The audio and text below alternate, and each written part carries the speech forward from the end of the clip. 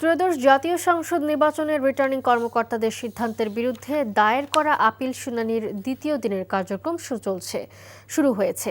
সকাল 10টা থেকে রাজধানীর আগারগাঁওয়ে নির্বাচন কমিশন ভবনের অডিটোরিয়ামে এই শুনানি চলছে। কমিশনের ঘোষিত সময়সূচি অনুযায়ী আজ ক্রমিক নম্বর 71 থেকে 140 পর্যন্ত আপিলের শুনানি অনুষ্ঠিত হচ্ছে। প্রধান নির্বাচন কমিশনার এএমএম নাসির উদ্দিনের সভাপতিত্বে পূর্ণাঙ্গ কমিশন বিকেল 5টা পর্যন্ত এই শুনানি গ্রহণ করবেন। এর আগে গতকাল শনিবার শুনানির প্রথম দিনে 70টি আপিলের মধ্যে 52টি আপিল মঞ্জুর এবং 15টি নামঞ্জুর করেছে কমিশন। এছাড়া তথ্যগত অসঙ্গতির কারণে 3টি আপিলের শুনানি মুলতবি রাখা হয়েছে। মঞ্জুর হওয়া 52টি আপিলের মধ্যে 51 জন তাদের প্রার্থিতা ফিরে পেয়েছেন। এছাড়া রিটার্নিং কর্মকর্তা কর্তৃক বৈধ ঘোষিত একজনের প্রার্থিতা আপিল শুনানিতে বাতিল হয়েছে। আগামী 18 জানুয়ারি পর্যন্ত এই শুনানি চলবে।